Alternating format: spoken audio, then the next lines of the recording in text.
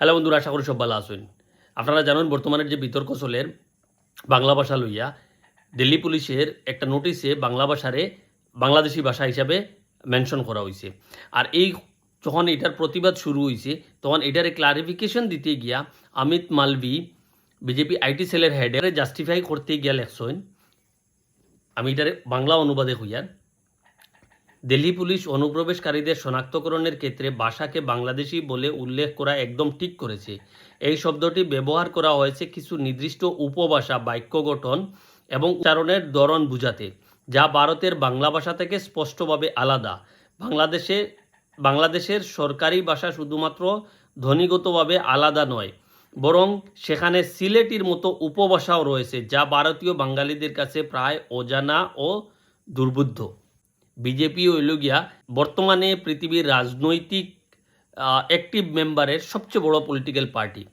আর এই পার্টির আইটি সেলের হেডে যদি এই সামান্য জ্ঞানটা না থাকে যে ভারতে অলমোস্ট মোরলেস 1 কোটি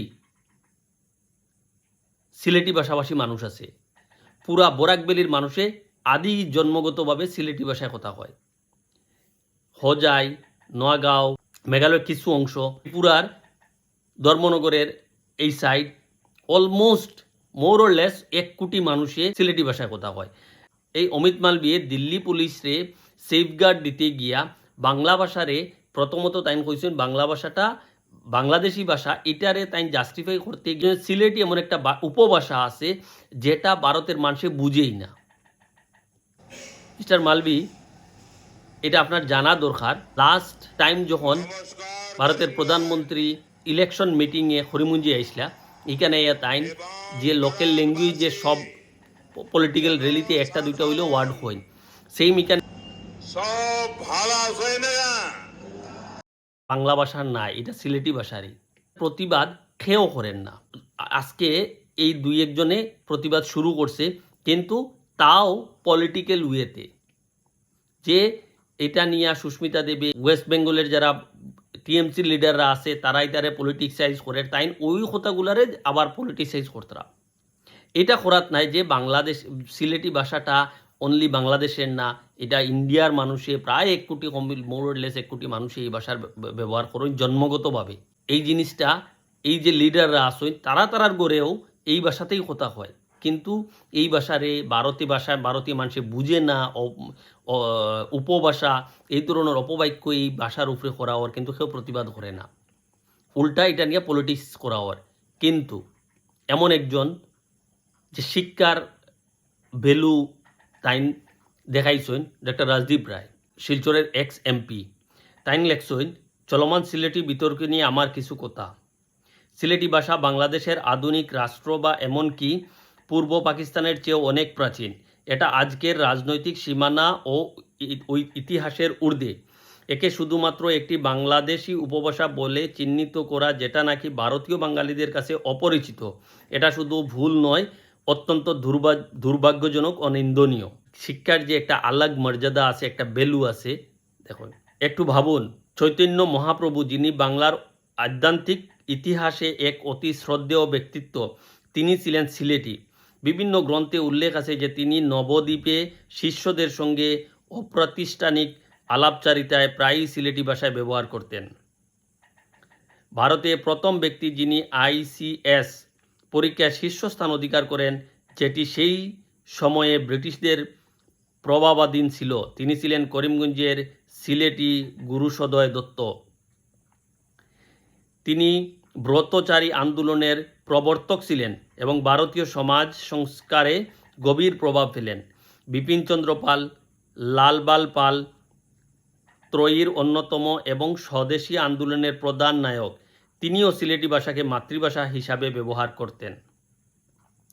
আজও অত্যন্ত 3 জন সংসদ সদস্য এবং আসামে ও ত্রিপুরায় অনেক বিধায়ক সিলেটি ভাষায় কথা বলেন, কিন্তু সব চুপ।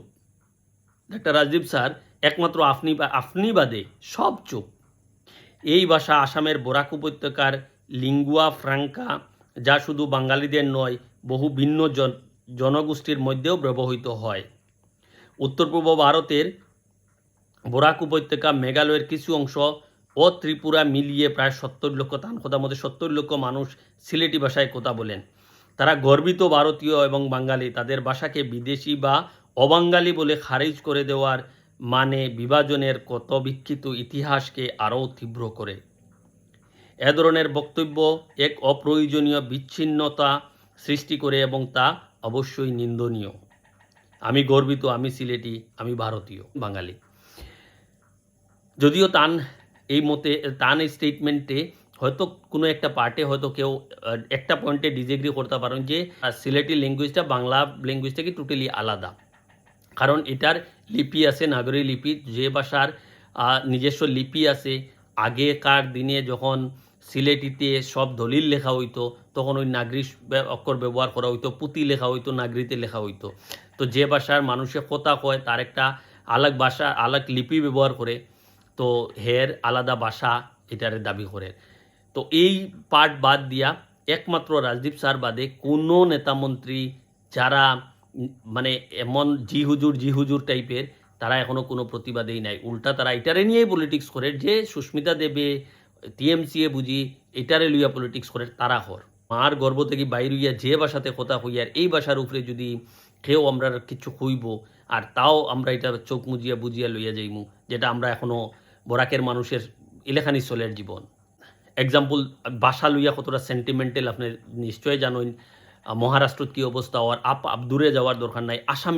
আপার আসামের মানুষ যারা, তারা গর্বিত আসামি বা এসামিজ ভাষার সেন্টিমেন্টাল কতটা দেখুন, সেন্টিমেন্টটা চিন্তা করুন। কিন্তু আমরা এমন বই গেছি যে আমরা এগুলা জানি না, ভাই ভাষাটা সাহিত্য আমরা জানি না, আমরা হিন্দু না মুসলিম আমরা কও আগে। পুরা প্রতিবাদ জানাই যে কোনো ভাষারে কোনো অবস্থায় অপমানিত করা যায় না। আর ওই ভাষাটা ওই দেশের এলাকান হয়তো বা খুব কম জায়গাতে আছে যে ওই ভাষাটা ওই জায়গারই থাকে। ইংলিশ ভাষা ইংল্যান্ডের বিশ্বে ছড়িয়ে পড়ছে। আপনি দুবাই যাই, এশিয়ার দেশগুলোতে আপনি হিন্দি আরামসে ব্যবহার করে চলিয়ে যেতে পারবা। তো ভাষা যে কোনো এক দেশের থাকে এটা মেনশন করা বা এটারে জাস্টিফাই করা, তা একটা ভুল রে আবার যদি এটারে জাস্টিফাই করা যায় এটা আরও বড় ভুল। তো মালভি স্যার, আপনি এই জিনিসগুলো আমরা রাজদীপ স্যারের এইটা স্টেটমেন্টটা আপনি দেখবা নিশ্চয়, দেখলে আপনার কারেকশনটা আমরা আশা করি আপনি নিশ্চয় আপনার ভুলটা শুধরাইয়া নেক্সট পোস্ট আপনি করবা। ধন্যবাদ।